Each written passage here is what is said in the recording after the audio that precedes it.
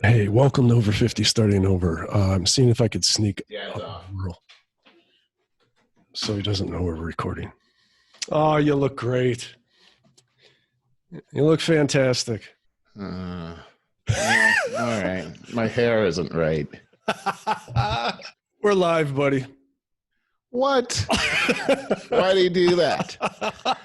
I thought it'd be the one time I could catch you without noticing, because you see something blink when it comes on and you catch it now every time. This time you didn't see it.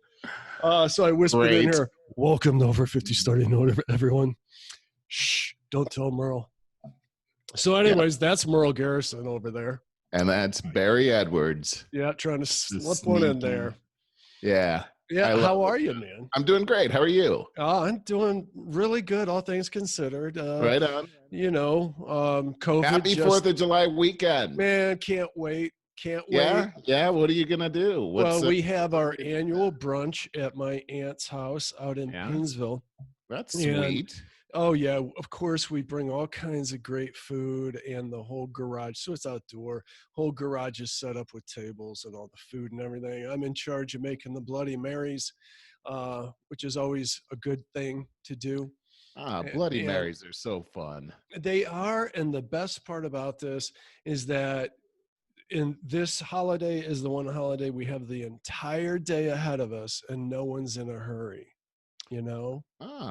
So it's really people are normally in a hurry. Would it? Oh yeah. I don't know. Every other holiday seems like you got this 2.5 to 3 hour time frame. Everybody bolts all at once.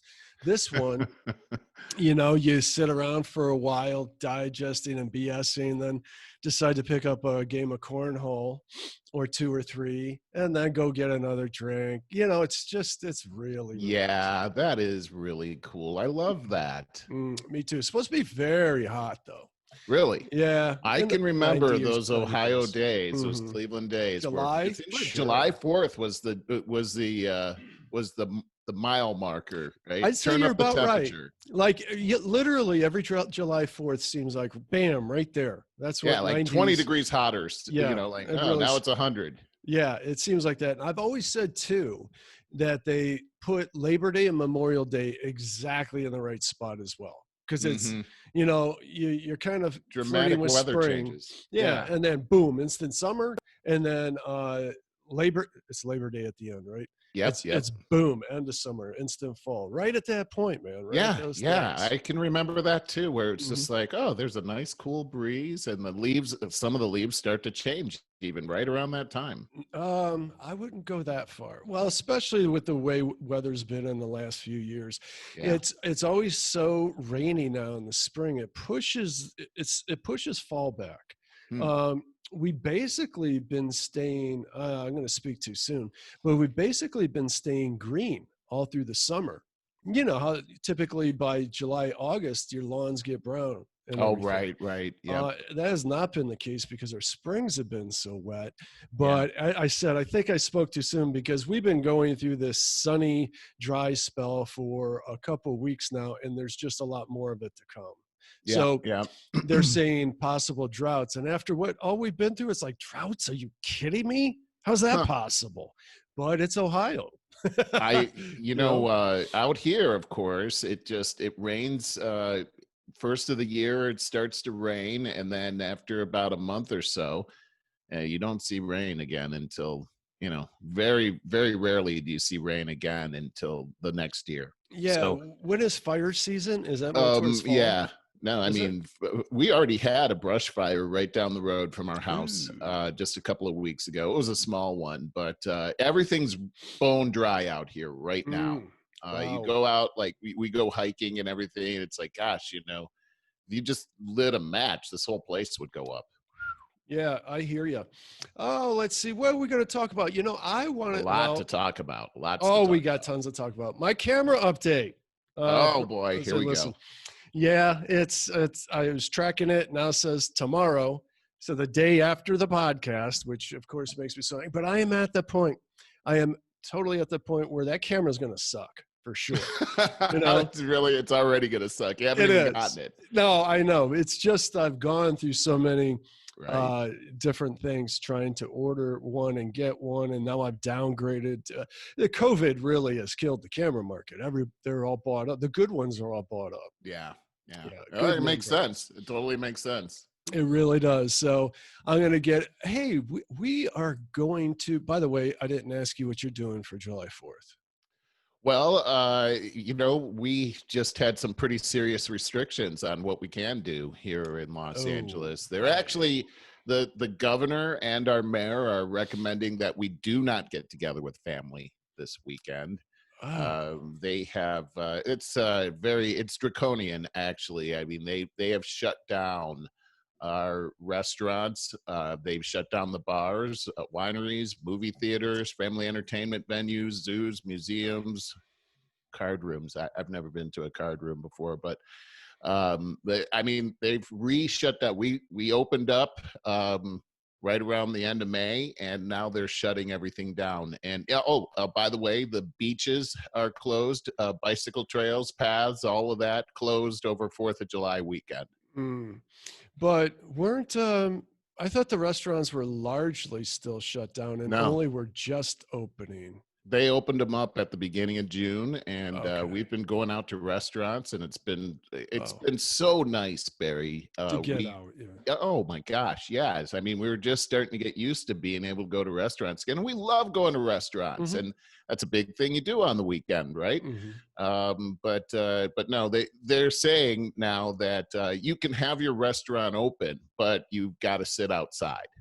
So how many restaurants have outside venues? Not very many. Yeah, and it's hard for a restaurant to open like that because of limited capacity. And, to have to put all the produce, the perishable, produce and other things together, and a staff, and God only knows if they boarded up places, and so they got to invest a little bit in sprucing the place back up. There's a lot to go into a reopening, just to be closed again, just to be reopened again at some point in the future. Now, I think a lot of these places can't sustain this. No, of course they can't. And you look at, it's 4th of July weekend. This is a weekend where all of these kinds of places make big money. And this is being shut down. The thing that I got to tell you, Barry, I'm beside myself on this. I mean, this is, my right down the street. Every 4th of July, Anne Marie and I go to the fireworks show. It's one of the best fireworks shows that I've ever been to. And every year, it's just such a great thing. And the whole neighborhood shows up and everything. Well, they canceled that. We can't have fireworks shows. They canceled everything. I mean, they're telling us not to get together with our families. Are you kidding me? This is 4th of July weekend. We can't get together with our families, and it's all because they're saying, all these COVID tests have come up positive, and so now there's this spike that's happening. Which, by the way, I'm just going to be out front with this. I don't believe it. I know you wouldn't. I know you wouldn't. I'm already seeing what the CDC is doing. I've already looked up on their webpage. They're deceiving us. That's what's happening. They've got two kinds of tests. And what they're doing is they're showing there is a diagnostic test, and then there's an antibody test, and they're conflating both of those tests together. You see, the antibody test shows it's a test for antibodies for COVID, but COVID could be a cold that you had 7 years ago. So if that comes up positive, they're counting that as a COVID a case. And also, this is all documented. In hospitals, they are saying that you've been if you went in for a brain tumor and you've got COVID symptoms, even antibodies, they're saying that it's a COVID hospitalization. Meanwhile, the death rates have been dramatically on decline for several months now. So you tell me, it seems like the fix is in. They're destroying our holiday. I hate it. I cannot stand it. No, I totally agree with you. California is a different animal from most of the rest of the country. I still think, though, that there should be some kind of public service announcements about, if your immunity system's compromised in some way or another, know that you are at severe risk, that there's people who have faced a 20% reduction in lung capacity permanent due to COVID. There's serious risk here. What I'm saying is, I think that these places should be open to people that, such as ourselves, I think are, pretty healthy, pretty sure we're not going to die from it, and are still adults taking precautions. Again, I'm going to the gym most every morning, and I'm not wearing a mask at the gym. Can't do it. But I wipe down my equipment before and after I use it, and use the hand sanitizer on my hands between almost every machine. So I take it seriously. And because I take it seriously, I'm not worried about it. I'm not worried about getting it. I'm really not. I think we should all be treated like that. But I would say that additionally, this sounds horrible, but maybe elderly, seniors, whatever, we're close to that. Believe it or not, we're getting close to that, but we're not there yet. But cannot participate in restaurants and maybe some of these public activities. Just these are the ones that are really highly at risk. If you want to keep deaths down, but it's about transmission too. So it's a tricky one, man. It's really I say this, that we live in America. This is Independence Day. I say that you have a choice. Put the information out there. You have a choice whether you go to the store or whether you go to a restaurant. It doesn't matter how old you are. If you're a vulnerable person, hey, you should know that, but it's still your choice. It's just like the flu. We never said, oh, hey, you're vulnerable. You can't go outside. You have to be quarantined. That's never happened. That's never happened. This whole thing with this worldwide shutdown, lockdown, that's never happened in human history. And we live in a country where you have your freedom of choice. I'm telling you, Barry, and I know I'm going to sound like a big conspiracy theorist here, but this you never seems to sound be like that. Extremely orchestrated. You know what I found on my phone today? I can't even believe this. That I don't know if we're going to be able to show this or not, but if I go into settings here and I go into privacy, what I found is that there is under my health thing here. There is you really can't see it because it's all just like whited out. Okay, there is a COVID-19 exposure logging on my phone with the new Apple update. There's a COVID exposure logging profile. Okay, I just went to my settings to check, and I maybe is it under health? Yeah, go under health. Oh, okay. What you do is you go into privacy, health, and then once you go into health, you'll see that they have put a COVID-19 exposure logging. Now, apparently you can turn this on and off. What is it? Okay, so it's some type of a contact exposure logging, and it can trade information with other people that are around you, and this is their tracking mechanism in order to find out who's got COVID and who. It's the whole tracking thing that's happening here. Oh, well, so is it like I voluntarily, if I go into a hospital and I go get tested and I test positive for COVID, am I supposed to turn this on? Is that the gig? Okay, that's okay. I don't know what the gig is. The gig is that they put that on your phone without you asking for it. How'd you find it? We found it in a news report, and then we looked it up, and it came with the new Apple update. And so this is their tracking mechanism. They're tracking you. Well, I never knew this, but I went back to where health is, that privacy screen. And then there's motion and fitness at the bottom. I'm like, damn, I never put anything like that on my app. And I pressed on it. It's already on. Fitness tracking is on. You can't turn that off. Right. It says I can turn it off. I can turn it off. Oh, really? Okay. Well, it's automatically on. That's what I'm trying to say. Yeah, man. And you didn't ask for that. It just started. I discovered that on my own. I'm like, hey, this is how many steps I took today. But the worst part is this. Where do you find out how many steps you took? you go into the app actually, and you can see all What's that the kind of app? information. It's the same icon. It's got a little heart on it. Okay, But gotcha. see, this is Okay. the app Whew. now that can trade information, and they can collect information on who's got COVID, who's been around who else to transmit COVID. So this is information. This is 1984. This is Orwellian type of thing right here, where the government now, through a multinational corporation, can track your movements and tell and tell whether you might have COVID-19 or you've come in contact with somebody with COVID-19. What's next? They show up at your door, they drag you away like in China. In I mean, that China? sounds funny, but that's what they did in China. Oh, yeah. What's next, Merle? That's a very good question. This reminds me of yesterday, I think it was. I had a Zoom meeting with Sabrina Donnelly of cybercastle.com. And it's a newer firm that specializes in cybersecurity for small, mid-sized businesses. And we talked a lot about Rex Lee's podcast, right? That was a good one. It was a really good one and scary, a very scary one. When we talked about the depth of the surveillance that is going on with us as individuals, well, now she was telling me about, let's see, all kinds of things with small businesses. Attacks, cyber attacks are up 1,800%. And the average cost of recovering from a breach is $149,000. And 60% of the small businesses that have been breached go out of business within 6 months, because we know how unsecure email has been forever. Most of us kind of know that.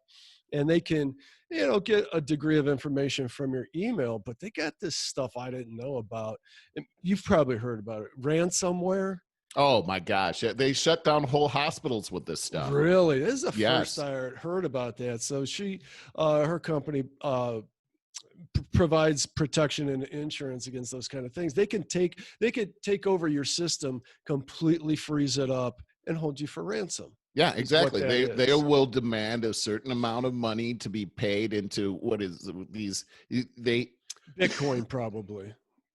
So they have technology that you can't track, and you've got to pay $10 million, and then they'll let you back into your system. And if you don't pay, they destroy your whole infrastructure so that you don't have any more data. And with the hospitals, that's your patient information that they can steal all your patient information, which, by the way, includes your financial information as well. So now they've not only held the hospital for ransom, but anybody that's ever been there, all their credit card information, all their personal information that can be stolen, and the hospital will never get that back again, crippling the hospital, crippling the ability for the hospital to care for the patients that are there. Man, that's scary. That's really scary. Disgusting. Of course, we see that about once every 6 months or so, that someone gets compromised and gets all of our credit card numbers, and 40% or some crazy number of us are at possible risk. You see that kind of stuff a lot. Anyways, I just wanted to say shout out to her at cybercastle.com. If you're a small business in need of that kind of thing, check them out. Really on the ball girl. She knows her stuff. And she gave a good endorsement for the Rex Lee guest speaker. That's cool. That's really cool. What was it? The type of warfare that Rex called it? He has a name. Yes. Oh, geez. Now it'll come to me. It's on the top of my tongue. Rex was talking about a company, Huawei, I think it's called. It's I don't know. like Huawei. I think it's pronounced Huawei. And you brought this up. You brought up ZTE a couple of weeks ago, but just this week, the FCC designated these Chinese companies as posing a national security threat, and they were Huawei and ZTE as national security threats to America's communication networks and to our 5G future. So they've implemented spying technology in this, where they can take our private information. They can take the assets of companies. Exactly. So I mean, this is a serious thing that's happening right now. This is how serious it is. India, about 2 days ago, I found on Google News, they made it illegal. They outlawed China's apps such as TikTok, which is all the rage here. Saw that. Yep. and 59 other apps because of the security breaches. That's major. The entire country of India outlawed those. Well, That's a big statement, man. The fact is that these Chinese companies they're owned by the Chinese Communist Party, and they have to share all of that information with a government that is incented to take over. I mean, that's what they're looking to be able to do. The government owns those companies. Right. That's how communist countries work, and they are not the good guys. They're out to steal from us, and so they're out to take over the world. Stay away from TikTok. Look out for what you're doing right now. Don't put those kinds of things on your phones. I mean, now it's to the case where it's like, hello, are you listening to me? I mean, sure. We don't know. I mean, it's a pretty. We found that app that's on our phones today for COVID-19, and you start to look at what's happening. Hey, you know what? Just when the economy starts to open up again, and it's coming up to 4th of July weekend, celebrating our independence, our individual rights, they find a way to shut down everything once again, right in an election season. I mean, these things don't seem to be a coincidence to me anymore. And when I think about the governor shutting down everything, you know what he's saying? He's saying that it has everything to do with opening up. He's talking about families are spreading it. Don't get near your family. He's talking about how, well, we opened up everything Memorial Day weekend and people weren't social distancing, and that's what's causing this big uptick. This is the same guy that he was egging on the protests.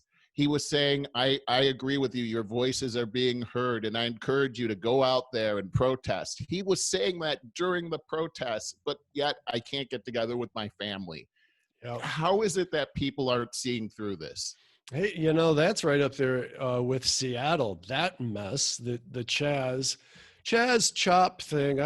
I like Chaz. I always stuck with Chaz. Yeah, Chop. Why? Whatever. Because I read about why they did that. Because Chaz is the character in Wedding Crashers, played by Will Ferrell. That goofball. His name was Chaz. So that's why they changed it. They don't like it because of that? Yeah. Well, that's what I heard. That's what I read. Yeah. In the news. Mom, where's the soup? That's it. Yeah. that was a funny movie.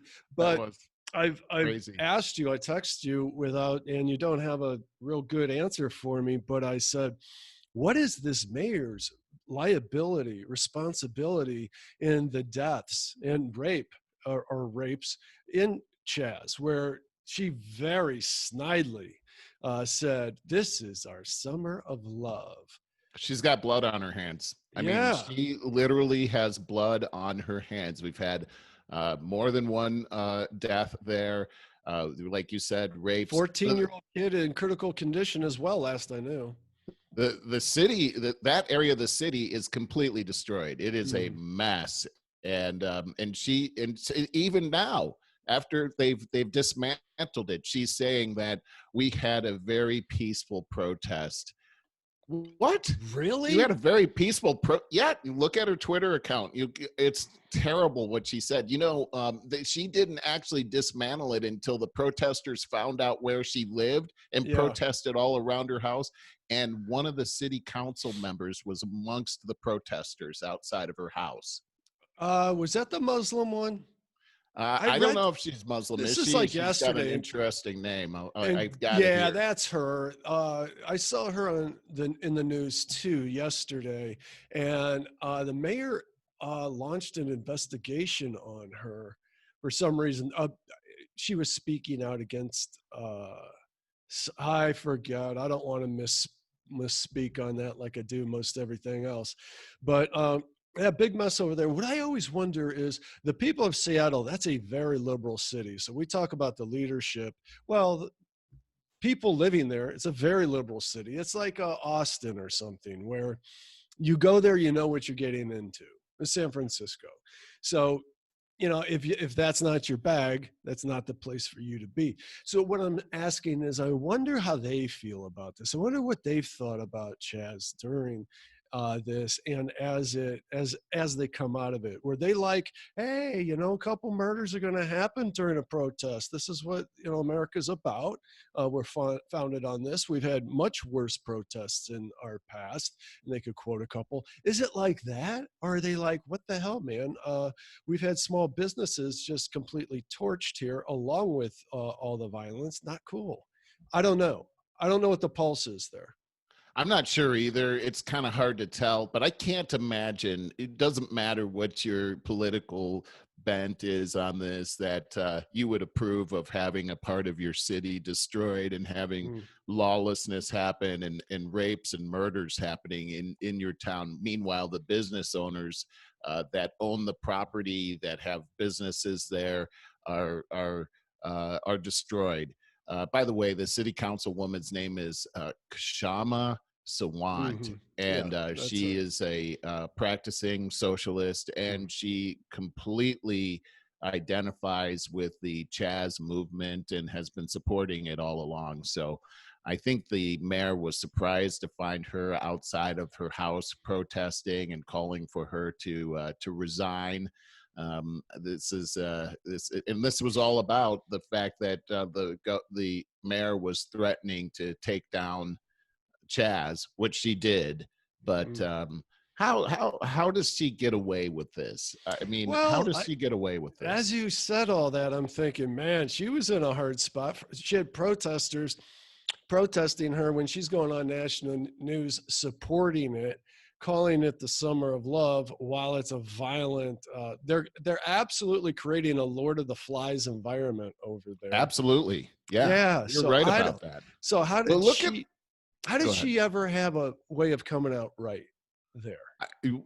I mean, to me, this is just me, I think that if you're in a leadership position like this, it doesn't matter if you come out reelectable, you always have to do the right thing. And property rights are trump on this.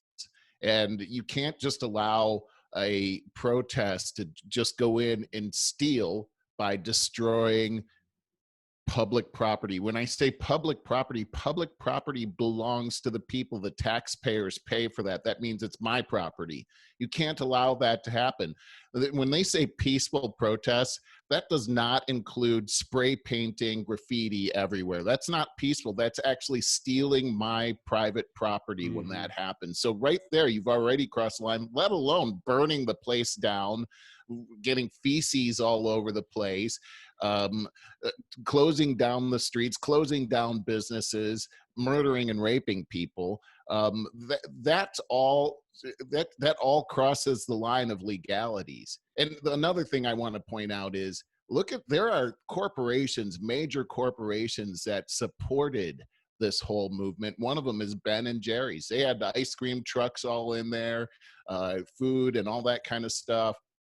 These people actually are involved in all of these protests. You'll see them. I've got a list of other companies and corporations that have been supporting these movements.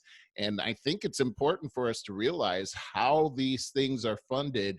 And then we have to think, is it really the will of the people to do all of these things? Or do rich, leftist, elitist, and multinational corporations, as well as globalists, are they actually trying to take over our way of life as an American society? When you start to look at all of the people that are funding all of this stuff, it doesn't look good. It looks like a hostile takeover of and shutting down 4th of July weekend seems to me be par for the course, especially as we're going into an election season right now, where it looks like the choice is either our capitalist society or a socialist society. Those are our choices. Yeah, I know. And boy, if there's one thing I would like to see come out of this, while we're kind of vulnerable, we're kind of at a bit of a tipping point. There's so many things I could say right now. But for one, I've said this since the election 3 years ago. This is a prime time for an independent or libertarian candidates to come in and create some serious change for the positive. And this whole time, I'm a registered Democrat still that joined the walk away movement back in the Obama years when the identity politics started to become a thing. A lot of us, that was the point where we started doing this walk away movement.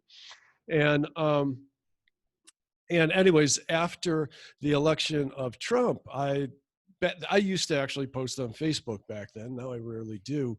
And I would say, who do you support? All I saw was hate, anti-Trump, hate, hate, hate. And CNN, every headline, Trump, Trump, Trump, just hate, hate, hate. It's like, okay, got that message, but who's your person? Who's your guy or girl? What's their platform? What do you stand for? Anyone but Trump. That's hate. Hate is not a platform. So it has been for 3 years. I told you before, about a year or two ago, I went on the Libertarian Facebook page and I posted this and I said, this is the perfect opportunity to have a very reputable representative represent the party for the presidential run. And crickets, man, not a damn response whatsoever. So now I had to look this up because about a week or two ago, because I had no idea. I started looking up the Libertarian Party, finding out, see where the heck they're at these days. Because frankly, they've always had nothing but a bunch of crackpots for figureheads, for presidential hopefuls. And do you remember Gary Johnson in the last one? Yeah, I do actually. Yeah. Guy always looked stoned and couldn't really answer any questions. But now there's a Joy Jorgensen, and she seems okay. She's underwhelming, but she seems competent. I haven't thoroughly researched her, but I saw some YouTube videos with her. And so I think it's just a little too late. Listening to Joe Rogan all the time, he's had some different people on his podcast, and one super intelligent guy, Brett Weinstein, who is a biology professor at Harvard, I think. Uh-huh. And he was talking a whole lot about the COVID, and I got two different points. He had two very different points here. Let me go back to my original point. He said he thinks as independents, he thinks Admiral, former Navy SEAL, William McRaven should run with Andrew Yang as his running mate. As independents, he said he thinks they would run away with it. He goes, listen to this one, Merle. He said, I don't care who chooses to run as president, who chooses to run as vice president, if they agree to run this as a tandem. And all decisions go through both of them. And then in the next election, they flip. So whoever was running for president, he goes, they literally could go for 16 years and we could really straighten out this government that needs a lot of straight. And he said those guys, because they're like that, do a little quick research on William McRaven, the former Navy SEAL. And that guy is so squeaky clean that I'm passionate about it. So squeaky clean that, well, as he said, he's not looking to run for president, but if we came out and like drafted him for that purpose to serve his company, he would do it. But why Andrew Yang? I don't know William McRaven, but Andrew Yang was the guy that was going to give everybody $1,000 a month, which is socialism. Well, and Brett Weinstein is an admitted progressive, though he sure did. But he sure did seem to contradict it all the time with everything that he said. I think his definition of progressivism is really very literal and not what we see going on. I'm totally suspicious. Hey, I'm looking at your notes right now in Maoist China, and that's reminding me of exactly what this is right here. We're the good guys, progressive. We stand for all these good things, and as soon as they get into office, for Maoist. I'm just saying that you're that's calling yourself a progressive. Whole different subject. Not really. Get out of my notes. Get out of my notes. Yeah, that's hilarious. When you take a look at progressivism, and then you look at what Chairman Mao stood for, pretty close. Two different subject matters. But then in a separate podcast, Rogan had Jocko Willink on, and this is another former Navy SEAL or Marine. I'm pretty sure he was another Navy SEAL. He is a big personality online and in social media for motivation, inspiration, and stuff, and a really intelligent guy. I mean, when Rogan has him on, it's a very interesting 3-hour podcast. He thinks that Dwayne "The Rock" Johnson should run. And I even forget who he said the running mate should be, but he's just like, he's a really good guy. He's really smart. He's going to, really be out there trying to do the right thing, while the clowns that we got to choose from right now are who they are. Now, I would be more apt for Admiral William McRaven for sure, but I thought that was kind of funny. And here was my original point: is I just think this time has been absolutely ripe for some really reputable people to get out there as independents. And how hard would it be to find a better candidate than Joe Biden?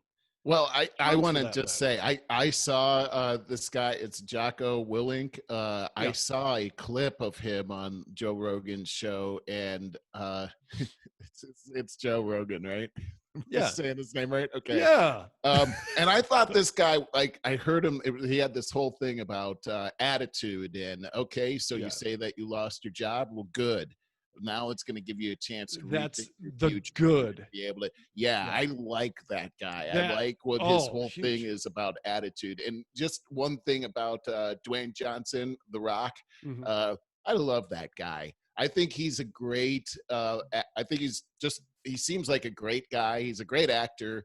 I love his smile. The really thing about likable. this guy is he's got charisma. Yeah. How hard is it to find people that have charisma to run for president? Because it must be super hard.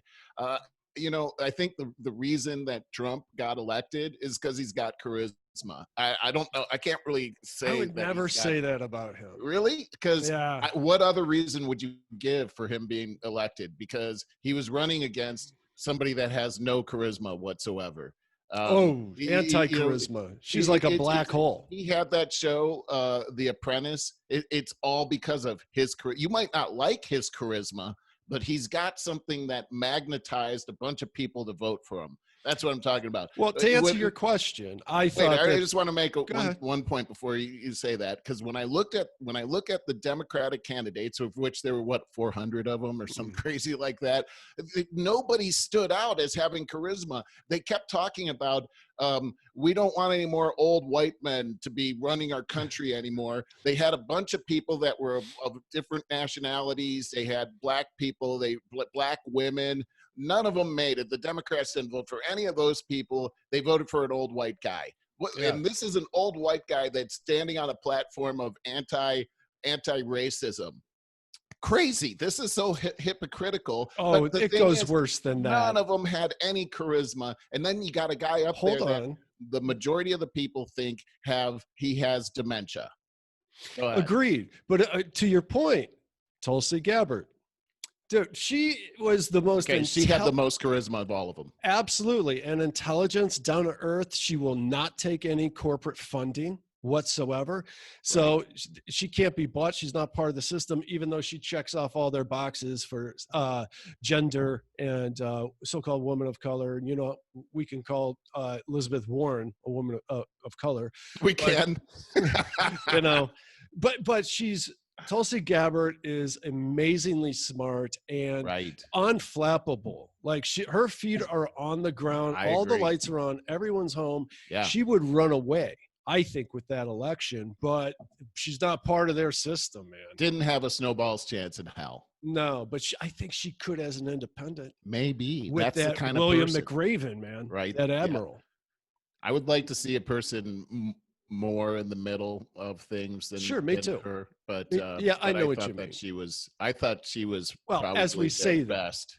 If we talk about that they had The Rock, where does he stand politically? I don't know. Yeah, we don't know. Somebody from Hollywood. This is the first time his name has come up for this. During the last election cycle, I heard people talking about him running for president, which is interesting that it's come up a couple of times. I remember I'd heard Donald Trump's name come up a couple times before he actually ran, and I'm like, are you crazy?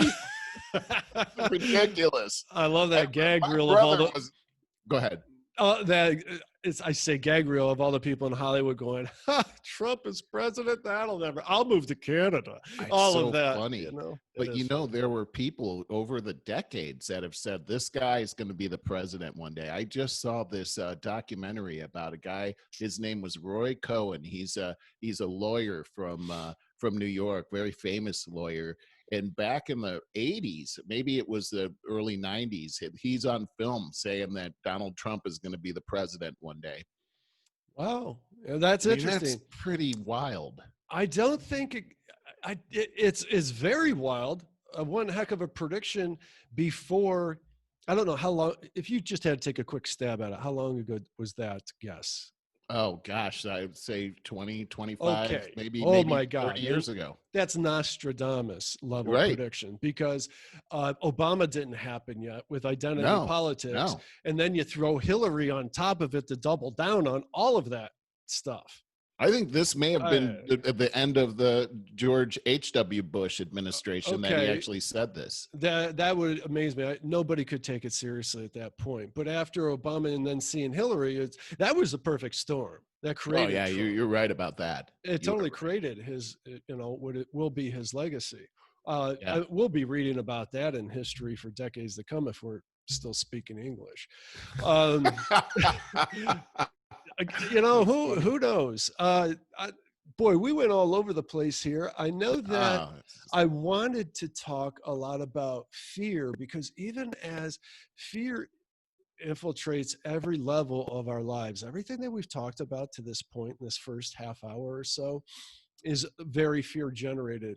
Everything that CNN has been putting out there and feeding the anti-Trump thing, and even the protests and all of that, it's all based on fear. This whole movement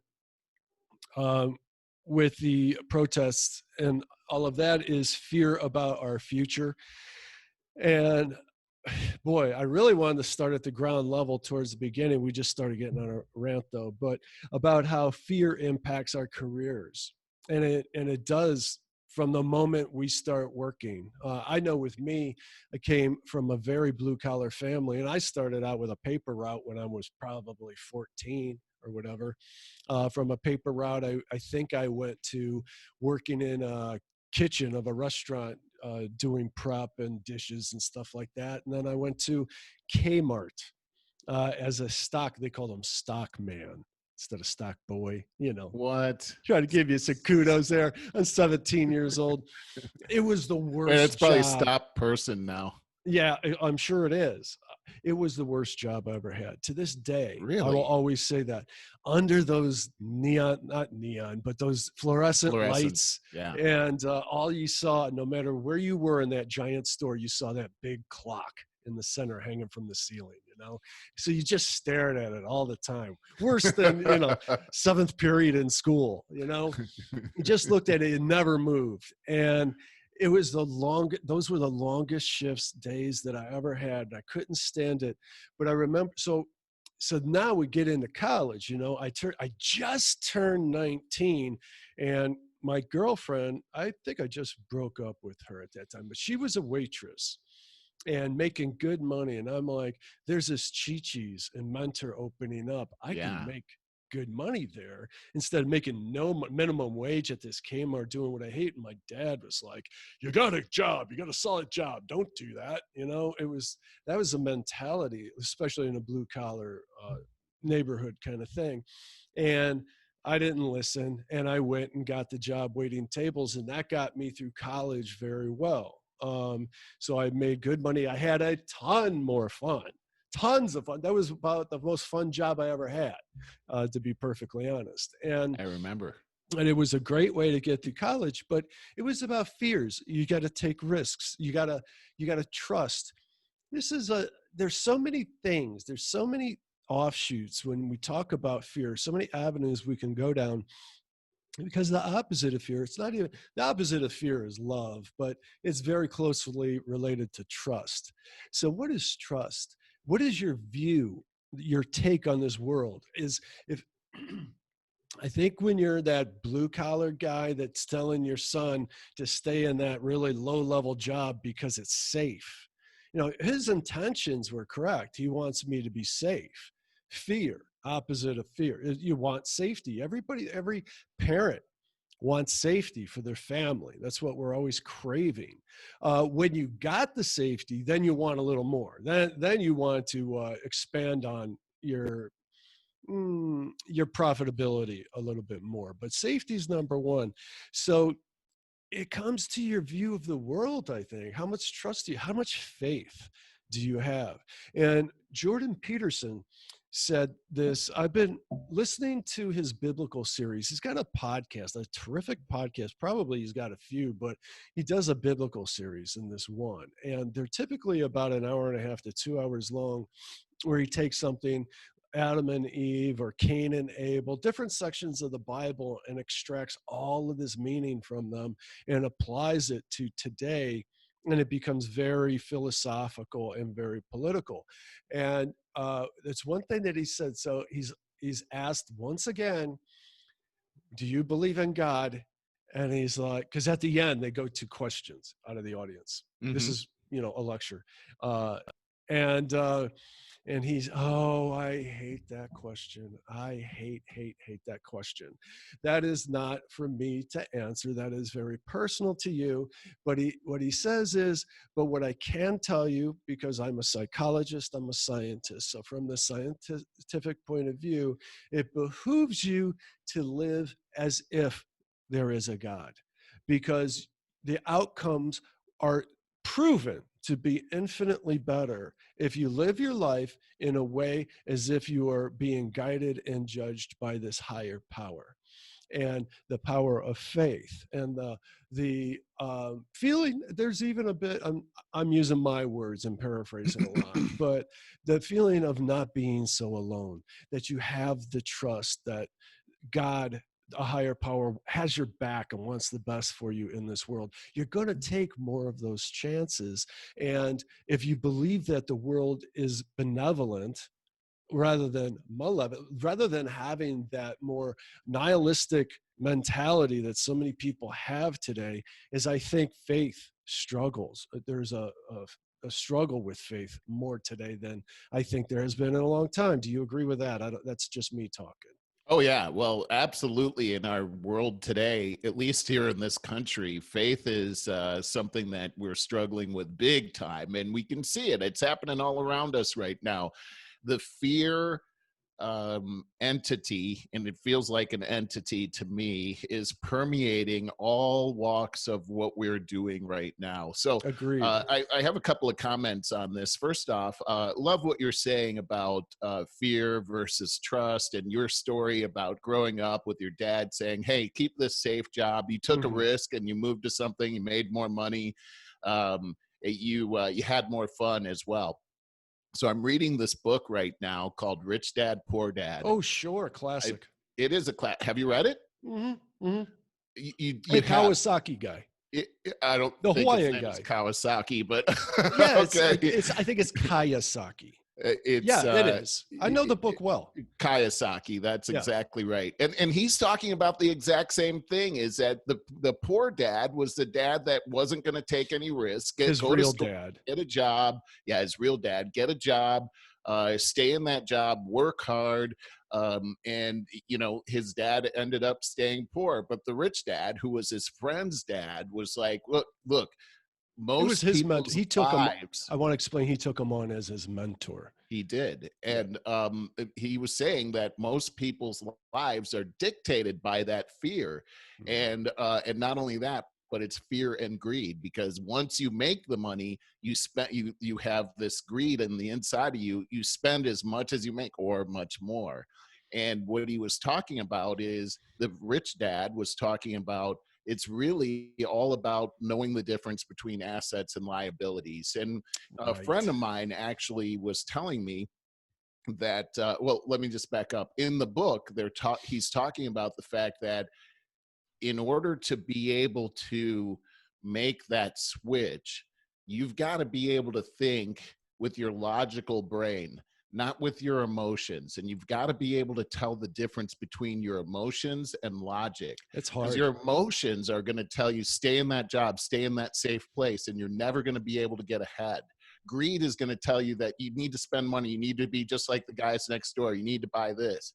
But your logical brain is going to tell you, that you do something different. And the difference between an asset and a liability, quite simply, is an asset is going to make money for you. A liability, money is going to go out of your bank account. And so what he's suggesting is you invest in when you get that money, you don't spend all the money that you have. You invest in assets so that the assets start to make money for you. And that's when you can buy the thing that you want by using the assets to pay for it. For instance, he's talking about a new house, and he's talking about the fact that, hey, don't just go, I'm not saying don't buy a house because it's actually a liability. We've been taught all our lives that it's an asset. It's really not. What you want to do is you want to go ahead and invest in assets and then use the money from your assets to go ahead and invest in that, or to buy, invest in that liability, your house. Use your assets to pay your mortgage. I noticed something about you and how you went out and you've got a home that you use as an asset. I think that's pretty smart stuff right there. And this is the difference between that. It was before COVID. But you took a risk. And that's the other thing that Rich Dad talks about is you take a risk. Hey, it might not pay off, but that's okay. It might end up making you broke, but you're not poor. You can use your brain to figure out a way out of that. In fact, that might be a life lesson that causes you to learn something that causes you to make even more money. But anyhow, I highly recommend the book to anybody. It's a very easy read, and it's kind of fun, actually. I'm learning a lot from it. But I wanted to go ahead. No, I was just saying, I agree. It's a terrific book. It's a terrific lesson. A minor thing that I wanted to say that I kind of disagreed with, and it might be a matter of semantics. That was what you were talking about, career-wise, following your head versus following your heart. And I think it's more your head that is going to keep you in that safe place, because we always live in a state of fear, really, that it kind of comes back to, just over 100 years ago, we were literally always in a state of fear, seeking safety from the elements and wildlife. I'm talking about in the 1800s, we're expanding into new areas with very few laws, hey, we're about to do that again. We're about to live without law enforcement again. Well, isn't that crazy? We're going to learn those lessons all over again. Yeah, I wanted to say I was watching some of the stuff that you were writing this week, and I decided to tune into one of those Jordan Peterson podcasts, actually, and this one was the one about Abraham and Isaac, and I found it to be very interesting. It was long. It was long. I only listened to about 40 minutes of it. He's so interesting, man. He takes such a philosophical approach to the whole thing. Philosophical, political, and psychological. It seems very academic in how he looks at things differently than I would look at them. I have to agree. I heard him talking about just the contract that he had that Abraham had with God, and then what you're saying about how his main thesis is to live as if God exists, and at least that's what he says. At least do that. But I wonder why he doesn't answer the question about whether or not he believes in God. I hear what you're saying, but I don't know if he's saying it exactly the way that you're saying. But why doesn't he says that question? On those occasions where he tries to answer it, he takes like literally 40 minutes to answer it. I can just try.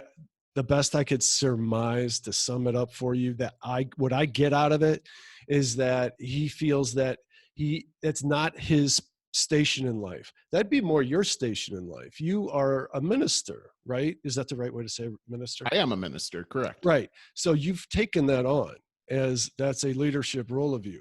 He is primarily a psychologist. He is not, he's not a minister. He's not up there preaching. He is primarily a psychologist, and his mission in life is to help people find better mental health. And he's doing that on a very large scale. Just quickly, I want to say that I only just discovered about him yesterday during his lecture. He said that he was strongly considering running for political office and has been for a very long time. But then he came to the realization that he was helping way more people doing what he is continuing to do than he would by going into politics. And dude, that's true. He has millions of views on all of his YouTube videos. Well, even this one, he talked about something like 2.5 million are looking at these podcasts. And the people that get up and ask him questions are clearly way smarter than I am. I got a question for you. So, and I know you can't really answer for him because you're not him, but right. I hear your explanation about me being a minister and him being a psychologist. Mm-hmm.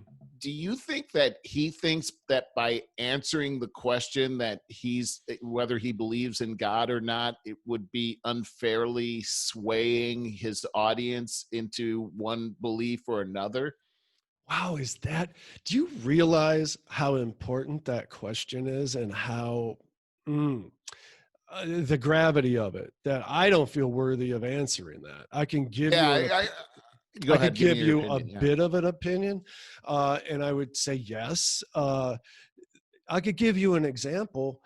Do you remember a while back ago, probably 2 or 3 months ago, when the shit started hitting the fan with the nation here, and you came on the podcast, you gave this a lot of thought, and you said that you think it's time that the president stands up and says we need to have like a state of prayer, National Day of Prayer, which that's happened a bunch of times in our history. Yes, and I replied, and I didn't give it proper explanation until after I came back and thought about it. I said, well, wish I would have answered it like this so I could explain it more. So I'm going to do that now because it gets back to your answer. And that is, I can't even tell you how much I disagree with that for your own best interest, because from your point of view, you definitely think that spreading the Christian faith, would help spread love and ease tensions throughout the world. I'm sure that's your end goal. And my end goal too is to help ease tensions, anxiety, and spread love throughout the world. Same. But I didn't preface it with through Christianity because of Christianity. And when you said that you wish the president would do that, I just like, oh my God, if Trump gets up there and starts telling people that they should pray and talk about Christianity, there's going to be such a backlash against Christianity. You'd be seeing churches burnt down right now. It would have the exact opposite effect for sure. And at the election, so at the time of the election, Lisa and I would occasionally go to, this is the other side of that same thing I said about, I so strongly believe about the separation of church and state.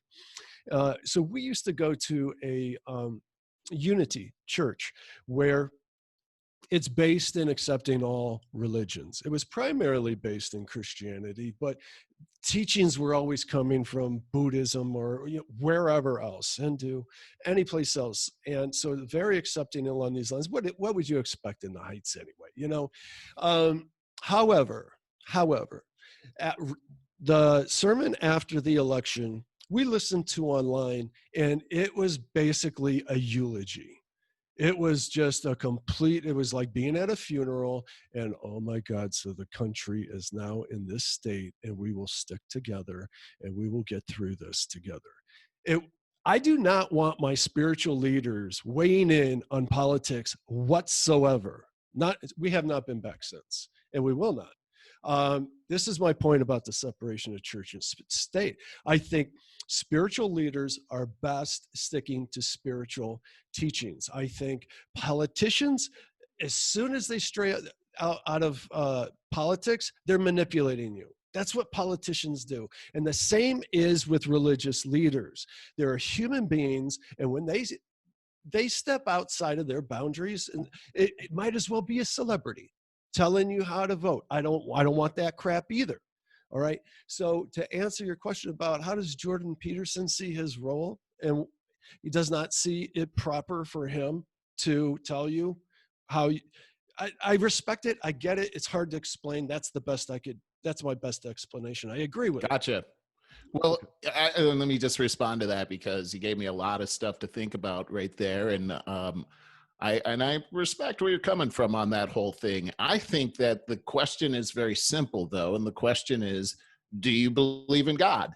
Mhm. And that's not a professional prescription for other people to believe in. Everybody has their own ability to make a choice on that whole thing. And so just asking the question, he's a human being, and he can say whether he believes in God or not. And so I feel like it's okay whether you're a psychiatrist or a fireman, or if you're a doctor or a lawyer, that if somebody were to ask you, that doesn't mean that you have to be a minister to say that you believe in God. That's something that we all get the opportunity to believe in. So that's one thing. I could see why he might not want to answer that, because he doesn't want to unfairly sway somebody's opinion. But I just think that if you're going to do a whole podcast series on God, and which, by the way, a lot of the points he made about God were very good that I listened to, then it's a fair question, and you should just answer it one way or the other. And I think I think he does. You should live I hadn't gotten that from in you. your best interest to live your life as if there is a God, because he can't prove that there is. But that's not. You got to listen to it for yourself. I understand what you're saying, because I heard him say that, but that's not actually answering if he believes that there is a God. That's just saying, I think that's exactly what he believes. I think that's exactly what he believes. But if I said, live as if there's a car in your driveway, that's not actually saying there's a car in your driveway. You see what I'm trying to say? Let me just move on to something else here. Sure, go ahead. Regarding the president. The president is a citizen politician, and everyone in this country, and this is so appropriate because it's the 4th of July weekend, everyone in this country, let me just back up and say this, that the Declaration of Independence is what our country is built on.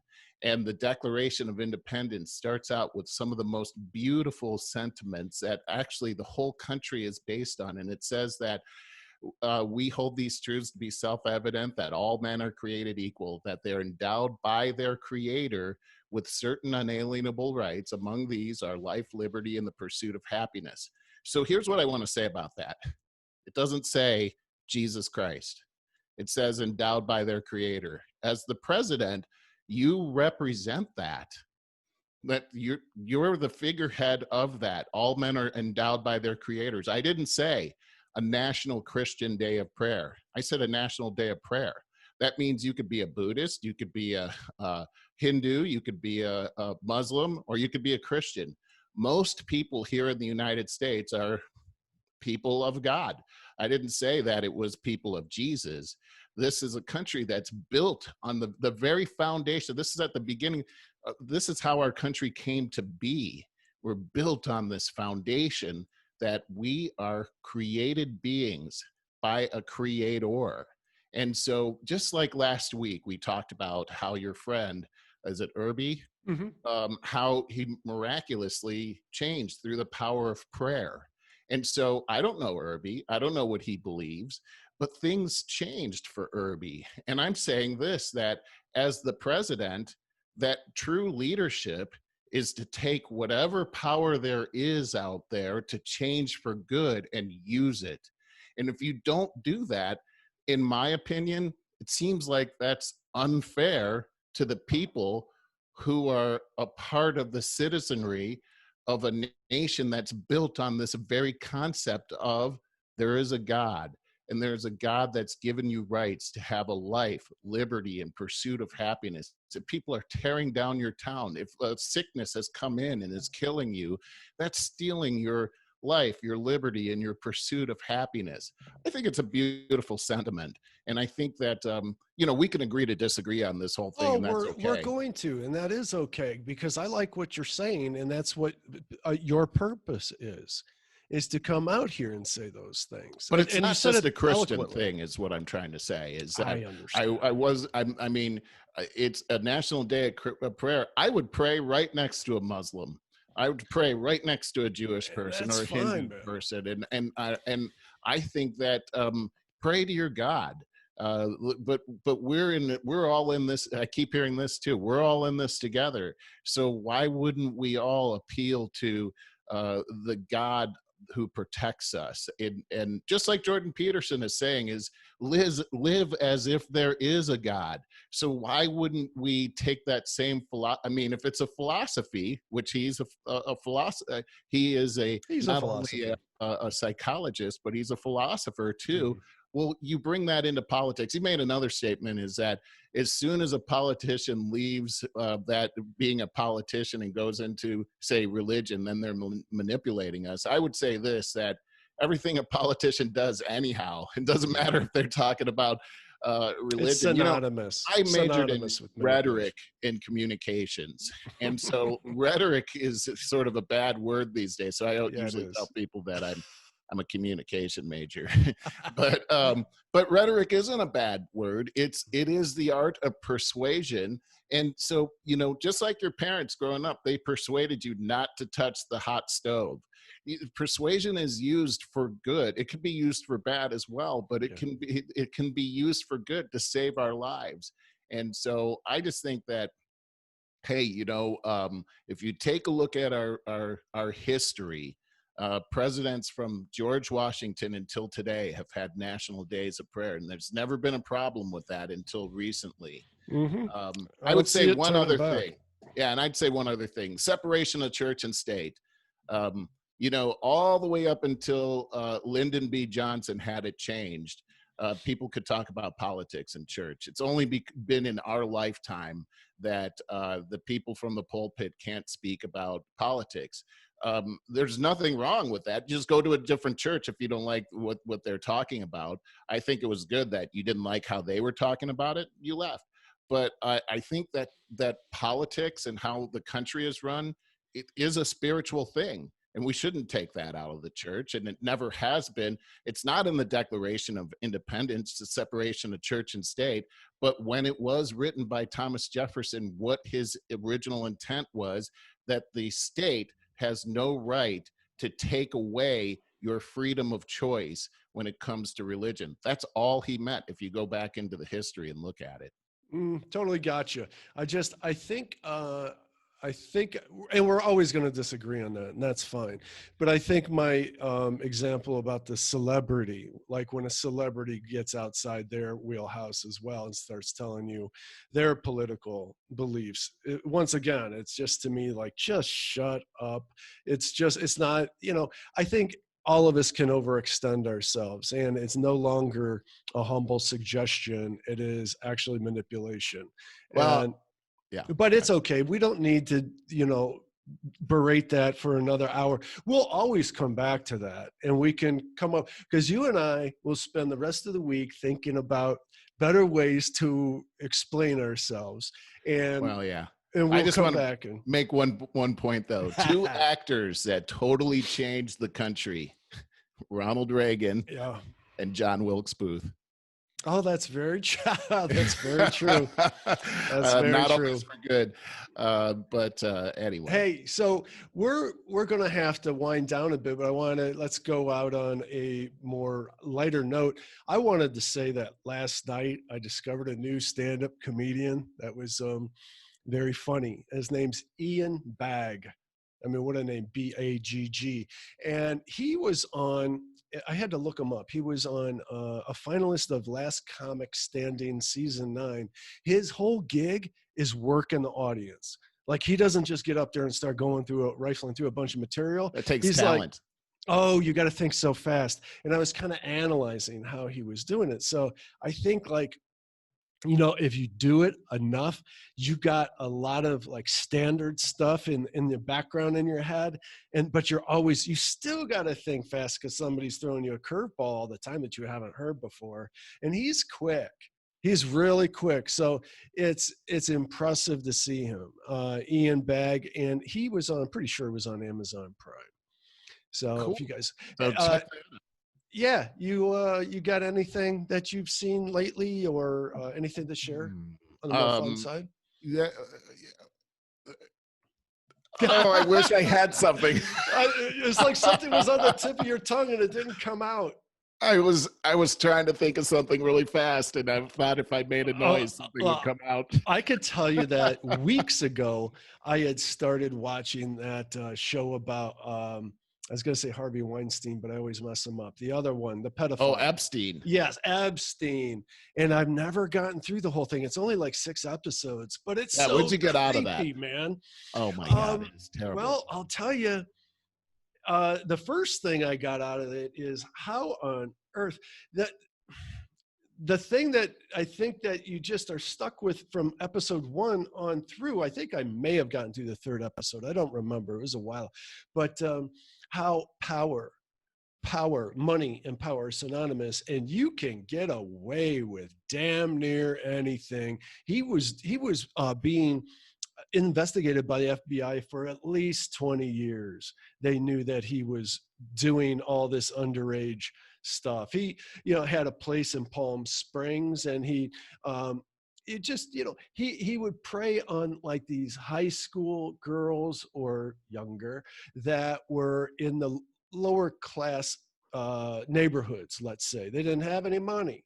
And they learned that, well, first of all, they would be pretty honored if they got to go over to this mansion and hang out for a while. Then the next thing is, oh, you got to give them a massage.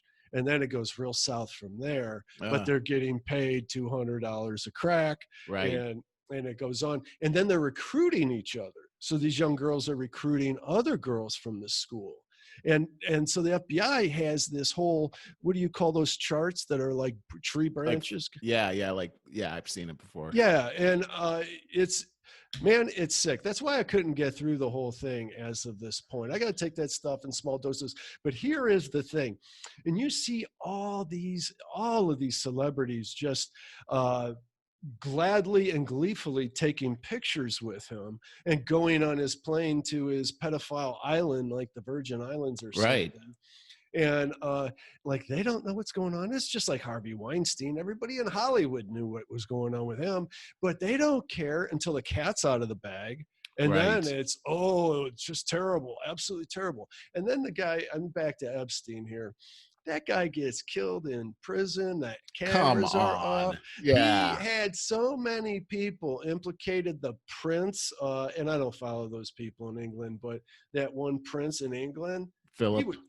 He was right up there with Bill Clinton as far as no kidding. players with Epstein. So anyways, it's all just really creepy. I wanted to talk about more fun stuff like the Ian Bagg comedian. You know what I wonder is, like, how is it that the FBI was investigating him for 20 years and yet he gets away with it for all that time? Yeah, that's a good question. It's not fresh in my mind. I hadn't watched it in a while. My answer is that he was connected with so many powerful people that he was basically untouchable. I think the other thing is, I think they alluded to it as well, is that he purposefully took pictures with all those people. Yeah. Just in case. He had that little insurance policy. Yeah. That dude is slippery. Creepy. No kidding. But him committing suicide in jail, I'm never going to buy that. Never. And people stop talking about it immediately. Yeah, immediately, right? It is amazing. It's like erased. Yeah, it's amazing how our media is controlled. And no one's asking questions about that. It's disgusting. So it's okay to manipulate all these kids. It's okay. Right. I don't know. So, okay. Yeah, that was the high note I wanted to go out on. Well, I wanted to talk about, just before we leave, just back to the 4th of July and the Declaration of Independence. First off, I read it on a consistent basis. I think it's a good idea for people to read the Declaration of Independence. It's 2 pages. It doesn't take very long. It's an eye-opener when you read it, because of even the part that I just read, the foundation of the country is based on the fact that we were created, and we were created equal. And people are trying to say today that, no, this was only written for white people, and that's not true. There were black people who were free during the time of the writing of this. In fact, the very first person killed in the Revolutionary War, Crispus Attucks, is a black guy. A free black man was the first one shot at the Boston Massacre, 1770. And he was all in on this whole thing. He actually sacrificed his life for for this country. And so it's for all people. I think it's funny as we take a look at it is that I think it's important for people that are running for president to know what it says here in the Declaration of Independence. I wonder if Trump does. Well, you know what? I would say that he knows more than what Joe Biden knows because of what I've heard him say in the past. But I've heard Joe Biden try to actually quote it, and he says, "You know the thing," but that's kind of an important thing. But I just want to say this: that if you start to look at the charges they had against the King of England, and you start to look at the things that are happening here, it's very interesting because it's what I always say is that, hey, we fought a revolutionary war to make these kinds of things stop, to make it so that a governor can't shut down our businesses and our life, liberty, and pursuit of happiness without the legislature actually voting on it, which is the voice of the people. That's unconstitutional. But I just want to say this about the people that signed this Declaration of Independence. Congress approved this on July 4th, 1776. It actually wasn't signed until August 2nd, 1776. But at the time that it was signed, it was a very solemn event because these people knew that they were actually signing their death warrant.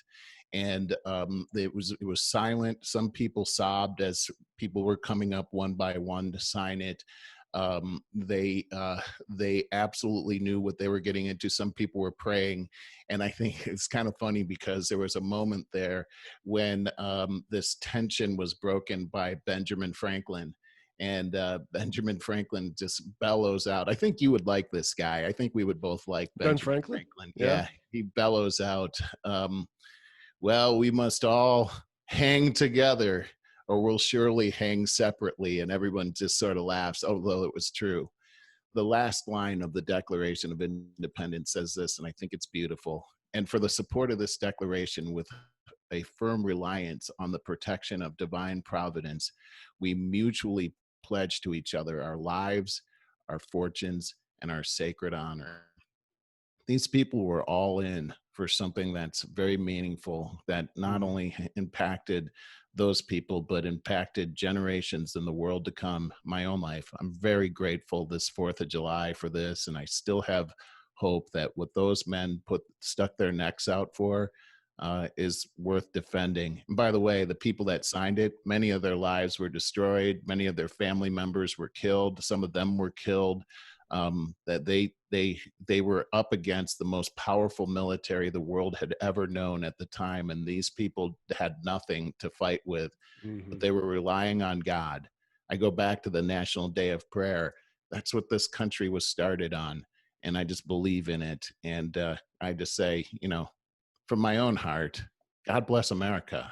I really just believe in what we stand for here, and I think just this whole show that we do, Barry, together exemplifies. We can have differences of ideas. We can talk about things that are outrageous, but at the same time, we have something very common amongst us. And I'm just glad and just blessed that I have a friend like you.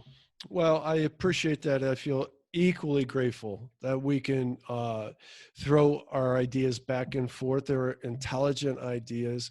The difference between right and wrong, you're never totally right and you're never totally wrong. There's times that you're more right than others as things change from a day-to-day basis. But what I hope that we get out of this incredible period of change, I don't know if it's change, but it's disruption, is I wish to marry it with what you were saying. I wish we could find a movement that would strip away a lot of this government and get back to what our founding fathers meant. And the corporate takeover of it is blasphemy. It's absolute blasphemy. If we could eradicate 75% of that, damn, we could literally find world peace very, very quickly thereafter if we could fix that and get it back to what our founding fathers intended. Maybe we're supposed to be the independents that take over, that run for president. Like one term, you're going to be, no, we're going to force you to do it, just like you're going to force that other guy to do it. Yeah, and then they're going to dig up our yearbooks and come up with some people to stand up against us. No, thank you. That's why we can't get decent people up there, because you're going to get your life ruined. You know it. And if you got a family, they don't want to go through that. Yeah, I know my wife doesn't. Yeah. Oh, for sure. Because I've said that about you for a long time. Yeah. Yeah. All right. So you're not going to do it with me, huh? There's no way I'm doing it. No way. All right. All right. On that note, buddy, happy 4th of July, everyone. You too, Barry. Oh, hey, are we going to change our schedule now? Well, we're going to have to talk about it. Okay. I don't have an answer for you. Okay. All right. Love you, everybody. Thanks for being with us. Check us out at over50startingover.com, because right there on that homepage, you can get to all the stuff that we offer, and like us on Facebook. Right on. Give us a review. Hey, wait a minute. We got this awesome review. I wanted you to read it, because you're so much better at reading than I am. I don't have it in front of me. All right. Because I sound like a 4th grader when I'm reading. No, you don't. Do you have it in front of you? Yeah, sure. We just had Merle asked me about our reviews on our podcast. I'm like, I don't know. So I spent a whole lot of time looking it up, and they were hard to find, have to say. So if you listen to our podcast rather than watching it, please leave us a review. 5-star would be great, but you can say what you like on there as well. And we got this one. We do not know who this person is. The screen name is Digress. It's from Apple Podcasts, but it's just a beautiful review. She said, I assume I don't know why. These guys are down to earth, intelligent, and relatable. They have a wealth of experience in the corporate world, but also understand that people want to be treated as individuals and need fulfillment and dignity, especially over the age of 50. Furthermore, they put a lot of effort into their audio quality. It's top notch, whereas so many podcasts have such poor production value that they're ultimately unlistenable. I hope they continue and build their audience as they're definitely sponsor worthy. Hear that? And finally, she says, they are both pretty conservative politically, but their affable personalities make it easy to digest. I'm liberal all the way, but still find their career-related content to be solid advice. Digress. So, geez, that was good, and a good reading of that as well. Oh, thank you. I just slow down so I don't, stumble too much. But you read much better than me, so I try to leave those things to you. But I love the fact that she appreciates our audio quality. We have put in a lot of effort into that. I love that too. I was a little surprised that at first I was a little surprised. She says, I'm pretty conservative as well, but in today's climate, I guess obviously I am, just because the world went so far left. I thought you were a liberal. Yeah. I thought I was too. And I know that I'm still defined as a classical liberal, but that is way over there to the right compared to how far left things are these days. Anyways, we're both very moved by that review. Thank you so much, and would love any other feedback that you got. I do have her name. It is Diane Harrison, and so thank you, Diane. Oh, that's so sweet. Yes, thank you, Diane. All right, everybody, have a great holiday weekend. Merle, we will talk soon. Yeah, Barry. Thanks, Barry. Great show.